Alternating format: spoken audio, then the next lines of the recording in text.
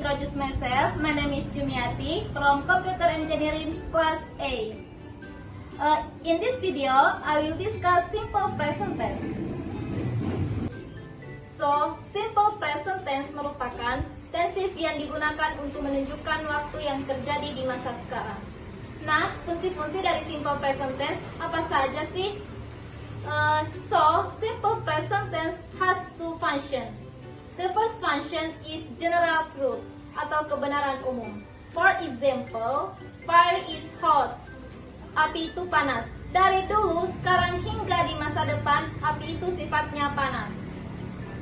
The next function is habitual or daily activity atau kebiasaan atau kegiatan sehari-hari. For example, I breakfast every morning. Saya sarapan setiap pagi. Nah, itu dia fungsi-fungsi dari simple present tense. Selanjutnya kita akan bahas rumus dari simple present tense. Rumus dari simple present tense yaitu ada dua. Ada rumus untuk kalimat verbal, predikatnya berupa kata kerja atau verb. Dan rumus untuk kalimat nominal, predikatnya bukan kata kerja, melainkan berupa kata sifat or adjektif, kata benda or noun, dan kata keterangan or adverb. Pertama kita akan bahas untuk rumus kalimat verbal dari simple present tense. Jadi rumusnya adalah untuk kalimat positif yaitu subjek. Perlu kita ingat bahwa subjek itu ada I, saya, you, kamu, we, kami, they, mereka, he, dia untuk laki-laki, she, dia untuk perempuan, dan it, dia untuk benda atau hewan. Setelah subjek, kita tambah dengan verb 1, os or es. Ketika subjeknya I, you, they, kita gunakan verb 1 biasa. Dan ketika subjeknya he, she, it, kita tambah dengan s or es.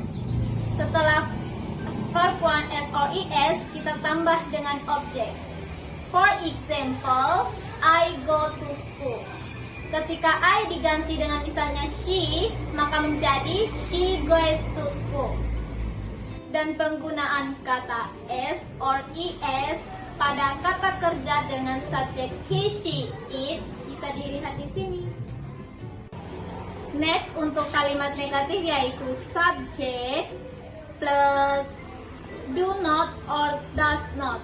Do not digunakan ketika subjeknya I, you, we, they, and does not digunakan ketika subjeknya he, she, it. Do not bisa disingkat menjadi don't, and does not bisa disingkat menjadi doesn't. Setelah do not or doesn't, kita tambah dengan verb 1. Verb 1 di kalimat negatif tidak lagi menggunakan s or es seperti di kalimat positif. Setelah verb 1 kita tambah dengan objek. For example, they don't know where to go. Dia tidak tahu kemana harus pergi. One more example, she doesn't use a computer. Dia tidak menggunakan komputer. Next, untuk kalimat tanya atau interrogatif yaitu do or does ditambah dengan subjek, terus ditambah dengan verb 1, terus ditambah dengan objek, dan ditambah dengan question mark. Sama seperti dengan kalimat negatif, do digunakan ketika subjeknya I, you, they, dan does digunakan ketika subjeknya he, she, it. For example, do you like it? Apakah kamu menyukainya? One more example, does he bring the book? Apakah dia membawa buku itu? Setelah kita bahas rumus kalimat verbal dari simple present tense, sekarang kita akan bahas rumus untuk kalimat nominal dari simple present tense. Jadi rumusnya adalah untuk kalimat positif yaitu subject plus to be, I am, or are, or is, plus adjective or noun or adverb, I am, digunakan ketika subjeknya I, are digunakan ketika subjeknya you, we, they, and is digunakan ketika subjeknya he, she, it. For example, he is smart. Dia pintar.